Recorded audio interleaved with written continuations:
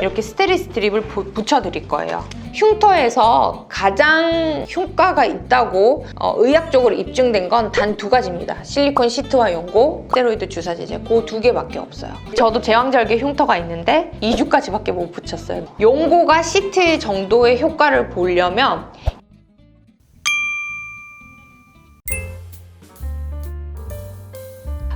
시기별로 이제 흉터 관리법은 일단 실밥을 뽑은 뒤부터 시작을 하겠죠. 실밥을 뽑은 흉터가 여기 쭉 있으면 이 실밥이 벌어지지 않기 위해서 이렇게 스테리 스트립을 붙여드릴 거예요. 이런 식으로 우리가 뭐 밑선이든 가슴 거상의 흉터든 이런 식으로 붙여드릴 거예요. 그런 다음에 환자분들한테 얘기하죠. 씻으셔도 되고 잘 말려주세요. 이것은 계속 유지하셔야 됩니다. 언제까지? 한 달까지는 유지하셔야 된다고 얘기해요. 이제 환자분들은 궁금해하는 것들이 있죠. 뗐다가 붙였다가 하는 것이 더 좋은지, 아니면 최대한 오랫동안 붙이는 것이 더 좋은지, 아니면 물에 들어가도 좋은 건지, 아니면 그냥 방수 테이프를 붙이는 것이 좋은 건지, 이런 것에 대해서 다 설명을 드릴 거예요. 일단 절개 부위는 다 나은 상태예요. 완전히 정상적인 피부가 됐다고 할 수는 없지만 완전히 아문 상태라서 이렇게 벌어지려고 하는 성상이 있으니까 얘네가 벌어지지 않게 하기 위해 이거를 붙이는 거거든요. 제일 좋은 것은 이 붙인 상태로 최대한 오래 유지되는 게 좋아요. 왜냐하면 얘를 떼는 과정에서 어떻게 될까요? 이 피부가 약간 이렇게 늘어나려는 현상이 보이겠죠. 얘를 뗐다 붙였다 하는 것보다는 문제가 없다면 계속 붙이고 있으시는 게 좋아요. 언제까지? 한 달까지. 그렇다면 씻으면 어떻게 하나요? 물어보시거든요. 씻으시면 얘도 젖겠죠. 포인트는 얘도 같이 젖으면 얘도 말려줘야 돼요. 얘가 축축한 상태로 이 흉터를 감싸고 있으면 어떻게 될까요? 이 흉터가 다시 물에 불겠죠. 물에 불게 되면 흉터가 다시 벌어질 수 있어요. 그러니까 씻으셔도 되는데 씻으시면 여기가 축축하면 드라이기로 잘 말려주셔야 돼요. 근데 저도 해보니까 이게 너무 귀찮더라고요. 저는 그냥 한 달 동안은 방수 테이프를 붙였어요. 방수 테이프 붙이면 씻어도 물이 들어갈 일은 없고 내가 안 말려줘도 되니까 씻을 때마다 뗐다 붙였다 하는 것보다는 얘를 계속 유지하는 게 더 중요하니까 저는 방수 테이프를 붙였어요. 그런데 나는 그냥 이게 찝찝하니까 씻고 다시 다 붙이겠다. 그게 더 좋으신 분들은 그렇게 하셔도 돼요. 어쨌든 한 달까지는 이렇게만 유지를 해주시면 됩니다. 자, 이제 한 달이 지났어요. 이 전까지는 스테리 스트립을 한 달 동안 붙여라. 이거는 어느 병원이든 어느 환자분이든 다 거의 다 통일되어 있어요. 이제 그 이유가 병원마다 다르고 환자들의 정보마다 다르고 인터넷마다 다르고 이래서 환자분들이 좀 헷갈리기 시작하거든요. 그래서 말씀을 드릴게요. 저는 한 달 이후에부터는 무언가를 더 추가로 스타트를 할 거예요. 2가지가 있어요. 첫 번째, 흉터 연고가 있고 두 번째, 실리콘 시트가 있어요. 흉터에서 가장 효과가 있다고 의학적으로 입증된 건 단 2가지입니다. 실리콘 시트와 연고, 그리고 이제 주사 제제, 스테로이드 주사 제제, 그 2개밖에 없어요. 이거는 한 달 이후부터 스타트하는 거예요. 어떻게 하냐면 실리콘 시트는 스테리 스트립을 붙인 상태에서 이렇게 붙여주시는 거예요. 예민하신 분들은 빨갛게 되는 경우가 있거든요. 그래서 처음에는 2시간 정도 붙이고 30분 정도 쉬고 2시간 정도 붙이고 30분 정도 쉬고를 반복하셔야 돼요. 괜찮으면 4시간으로 늘리고 괜찮으면 8시간으로 늘리고 중간중간 쉬는 시간 한 30분 정도로 해서 처음엔 조금 불편하시겠지만 그렇게 해서 점점 늘려주세요. 처음부터 24시간 동안 하던 아니면 조금 시간을 늘려주시건 흉터보다 약간 큰 범위로 이렇게 붙여주시면 됩니다. 또 환자분들이 궁금해하시는 게 흉터 연고가 좋나요? 실리콘 시트가 좋나요? 얘기를 많이 물어보시거든요. 근데 이거는 흉터의 부위에 따라 다른 것 같아요. 내가 얼굴이다. 얼굴인데 얘를 붙이고 있으면 조금 그렇잖아요. 그리고 뭐 손목에 팔목 부위, 움직이는 부위다. 얘 붙이고 있으면 떨어지거든요.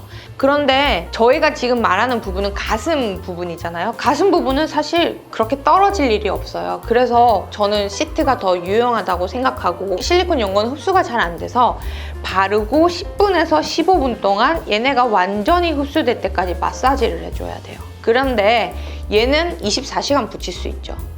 그러니까 연고가 시트 정도의 효과를 보려면 하루에 3번 바를 때마다 10분에서 15분 정도 마사지를 해줘야 돼요.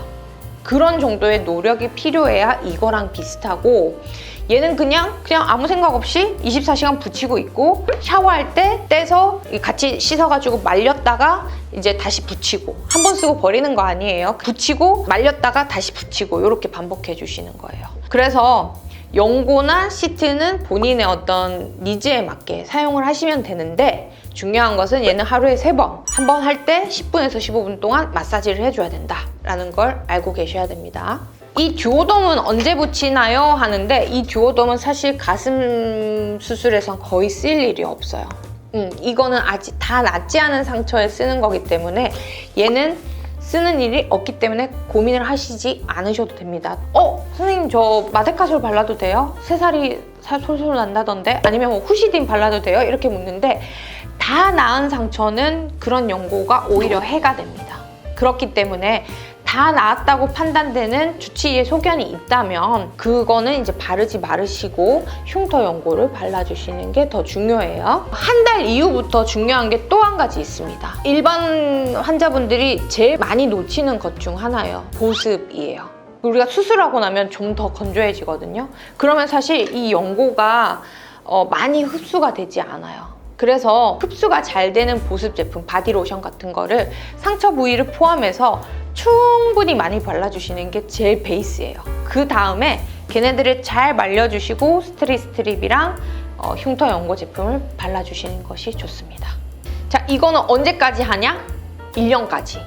근데 사실 저도 못했어요. 이제 저도 제왕절개 흉터가 있는데 저 이거 언제까지 붙였냐? 2주까지밖에 못 붙였어요. 너무 귀찮아서. 그래서 사실 이거는 굉장히 부지런함이 요구되고 굉장히 환자분들의 그런 노력이 요구되는 거예요. 그래서 요거를 열심히 하실 수 있는 분들은 아무래도 좋은 흉터의 결과를 낳으실 수는 있겠죠. 또 하나, 제가 아까 전에 얘기했다시피 의학적으로 이제 효과가 본 거 2개 중에 아까 전에는 실리콘 시트랑 연고 제제였고, 또 하나는 이제 주사 제제거든요. 주사 제제는 여러 가지가 있어요. 우리가 흔히 알고 있는 스테로이드 제제가 있고, 그리고 환자분들은 잘 모르실 수도 있지만 보톡스 제제도 흉터에 효과가 있다고 요새는 입증이 되었고, 그 이외에 굉장히 심한 켈로이드에서는 항암제 종류의 주사제를 쓰기도 해요. 하지만 일반 로컬 병원에서는 그걸 쓰진 않고, 그러면 이제 스테로이드 제제랑 보톡스 제제에 대해서 조금 더 설명을 드릴게요. 스테로이드 제제는 튀어오르는 시점에서는 맞아주시는 게 좋아요. 피부가 약간 튀어오르려고 하고 약간 간지러운 느낌이 있다, 그러면 맞아주시는 게 좋은데, 중요한 것은 너무 많이 맞거나 너무 자주 맞으면 흉터가 오히려 더 꺼지고 주변의 지방이 같이 꺼져요. 그래서 너무 많이 맞거나 자주 맞는 것은 좋지는 않아요. 그래서 주치의와 잘 상의를 하셔서 흉터 주사를 맞는 것이 중요하고, 간격은 많이 심하시다면 2주 간격, 조금 덜 심하시다면 1달 간격으로 이렇게 맞아주는 게 좋고요. 보톡스 제제는 이렇게 튀어오르진 않지만 약간 딱딱하고 붉은 피부가 조금 완화되는 경우가 있어요. 그래서 저는 보톡스 제제도 같이 사용을 하기도 합니다. 또 하나 물어보시는 것들이 레이저가 효과가 있느냐, 흉터에 레이저가 효과가 있느냐 라고 많이 물어보시는데, 효과가 있어요. 여러 가지 레이저가 효과가 있다고 나와 있고, 하지만 지금 제가 얘기 드렸던 실리콘 시트, 연고 제제, 그리고 주사 제제보다는 덜 강력해요. 그러니까 이 2가지가 더 중요하다는 거죠. 그리고 최근 연구에 따르면 붉은기를 좋아지게 하는 색소 레이저는 효과가 있지만 프락셔널 레이저는 튀어오르는 흉터에는 그렇게 효과적이지 않다라는 결론이 났습니다. 이제 또 하나 환자분들이 물어보시는 게, 흉터 좋아지는 약이 있나요? 물어보시거든요. 일본에서 굉장히 많이 썼어요. 리자벤이라고 하는 약인데 항히스타민 종류 중 하나였거든요. 걔는 굉장히 효과가 있는 것으로 나와서 많이 썼는데, 이건 역시 환자분들의 노력이 필요해요. 왜냐하면 하루에 2번 내지 3번은 드셔야 되거든요. 그런데 너무 장기간 복용하면 또 간 수치가 오를 수 있고, 적절히 사용해 주시면 조금 더 좋을 것 같습니다. 끝과 끝을 맞춰서 잘 꼬매는 것이 물론 중요하지만, 이것보다 더 중요한 거는 속보막을 잘 해서 얘네가 벌어지려는 것을 최소화하려는 거예요. 상처가 최대한 빨리 나올 수 있도록 염증이 생기거나 그렇지 않게 상처를 깨끗이 이제 유지해 주는 것도 굉장히 중요할 것 같습니다. 봉합 흉터랑 이제 봉합 방법 관련해서도 많이 궁금해 하시는데 이거에 대해서도 좀 알려주실 수 있을까요?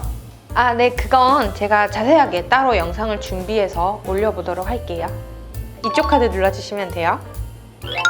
이렇게 1년 동안 열심히 관리를 하시고 난 뒤에도 조금 흉터가 마음에 들지 않거나 흉터가 조금 튀어오르신 분들이 있을 거예요. 환자분들이 물으세요. 그때도 이걸 사용하면 좋아지나요? 아니면 레이저 치료를 하면 좋아지나요? 라고 하는데 솔직히 말하면 그렇게 많이 드라마틱한 결과를 보이진 않아요. 그래서 1년이 지난 상처가 그렇게 마음에 안 들 때는 흉터 성형을 적극적으로 고려하시는 것이 좋을 것 같습니다. 다시 수술했을 때는 흉터에 집중을 해서 수술을 하기 때문에 훨씬 더 흉터가 깔끔하게 남거든요. 그래서 그런 것들을 조금 더 적극적으로 고려해 보시는 것도 좋을 것 같습니다.